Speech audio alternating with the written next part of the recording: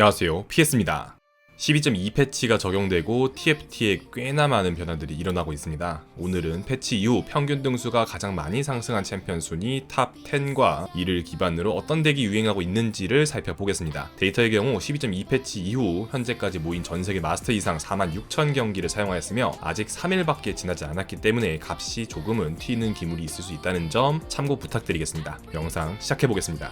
10위는 말자가 차지했습니다. 11위와 12위가 각각 코그모와 초가스인 것을 감안한다면 사실상 돌연변이 덱이 떡상 10위를 차지했다고 볼 수 있겠네요. 말자는 이번 패치에 직접적으로 버프를 받진 않았지만 초가스 버프에 힘입어 돌연변이 기물들이 함께 상승하게 되었습니다. 저번 패치노트 영상에서도 언급을 했듯이 초가스의 방어력 그리고 마법 저항력 그리고 궁극기의 버프로 이제는 초반에 안정적으로 스택을 쌓으며 초가스를 키울 수 있게 되었습니다. 이에 따라 돌연변이 쪽 앞라인이 이전과는 다르게 더 단단해지고 돌연변이 기물들의 지표가 올라 자연스럽게 말자의 지표도 상승하게 된 것이죠. 순방 비율과 1등 비율도 약간씩 오르며 좋은 모습을 보여주고 있습니다.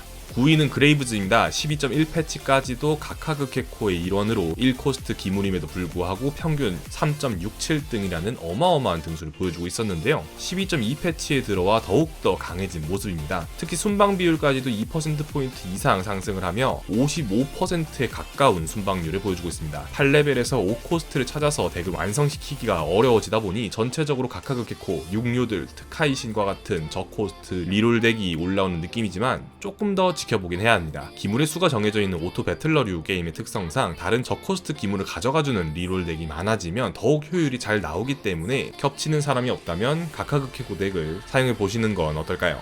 8위는 그레이브즈와 함께 가카그케코 덱의 핵심 기물인 케이틀린이 차지했습니다. 케이틀린 역시 1코스트 기물임에도 불구하고 50%가 훌쩍 넘는 순방률을 보여주고 있습니다. 가카그케코 덱 외에도 초반에는 궁극기를 통해 상대방 한 명을 데려가줘서 피관리를 쉽게 해주고 후반에 효율이 좋은 집행자 효과를 받기 위해 진을 핵심 기물로 쓰는 덱에 채용되기도 하기 때문에 그레이브즈보다 채택률도 더 높게 나타나고 있네요. 7위는 뽀삐가 차지했습니다. 뽀삐 자체는 오히려 경호대의 너프로 약간 안 좋아졌음에도 불구하고 요들덱이 상승함에 따라 지표가 약간 좋아진 모습입니다. 뽀삐가 순위에 들어온 걸 보니 이제는 진짜 6요들덱도 충분히 기용해 볼만 하겠다 평가할 수 있겠습니다. 하이머딩거는 요들, 혁신가, 학자 아무데서나 기용이 가능한 전천후 기물 중 하나입니다. 지난 패치 기간에 사거리 버프를 받아서 안 그래도 좋은 기물이었는데 12.2 패치에서 공격 속도와 데미지 버프까지 한 번 더 받으면서 평균 등수가 0.2등이 넘게 상승했네요. 상점에 나오면 자연스럽게 손이 가는 매력적인 기물이 된 하이머딩거가 6위를 차지했습니다.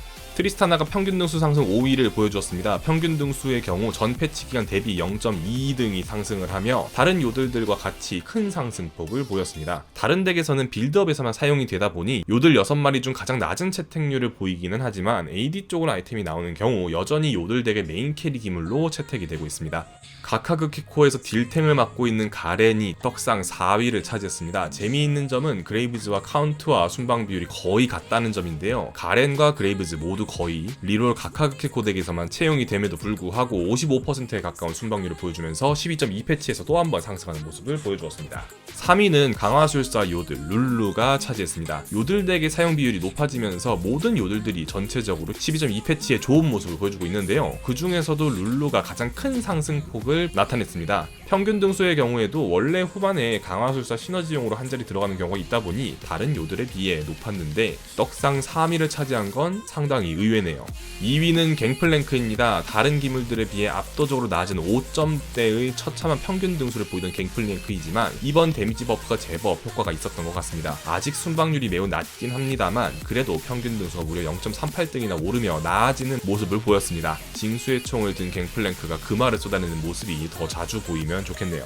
떡상 1위는 의외로 3이라가 차지했습니다. 이번 패치에서 평균 등수가 무려 0.49등이 오르며 순방률도 50%를 넘기게 되었는데요. 3이라를 제외한 다른 모든 제국 기물들이 너프를 받았음에도 불구하고 탈론 캐리의 제국덱이 유행하면서 시너지를 위해 꾸준히 채용된 게 도움이 되긴 했지만 역시 요넥 캐리 기물로 사용하는 아카데미 덱의 피오라를 대신해서 3이라를 채용하게 된 게 가장 큰 역할을 하지 않았나 평가를 하고 있습니다. 블루를 넣어서 방어력 감소와 함께 아카데미 시너지의 효율을 올려주다 보니 사이온이 피오라보다 좋은 선택지가 되어준 것 같네요. 아카데미 요네덱을 하신다면 블루 3이라를 한번 꼭 채용해 보시길 바랍니다. 그 외에 순위에 들진 못했지만 주목해야 할 기물들을 살펴보겠습니다. 이즈리얼과 진리언 모두 평균 등수가 0.11등 오르며 혁신가의 위상을 알렸습니다. 12.1 패치에 이미 기계꿈이 버프를 받으면서 오혁신과 세라핀이 많이 등장하기 시작을 했는데요. 라이엇에서도 이를 견제하기 위해 세라핀과 성배 모두 너프를 진행했었죠. 그러나 큰 효과는 없었던 모습입니다. 혁신가의 발길을 막으려면 세라핀의 데미지 너프가 필요해 보입니다. 이번 12.2 패치에서 리롤 확률 패치 이후 징크스와 제이스를 제외한 모든 5코스트 기물들의 평균 등수가 하락하였는데요. 스킬 데미지 버프를 받은 징크스는 꽤 유의미한 등수 상승을 보여주었습니다. 징크스를 캐리 기물로 사용했을 때 화공 우르고 덱이 아닌 고물상 덱으로 빛을 볼 수 있을까요? 마나 너프로는 부족했던 걸까요? 사이온이 이번 패치에 들어와 오히려 평균 등수가 상승하는 모습을 보여주었습니다. 같은 너프를 받고 평균 등수가 크게 떨어진 브라움과 달리 경호대 너프를 통해 사이온이 탱커 기물로 반사 이익을 얻은 모습입니다.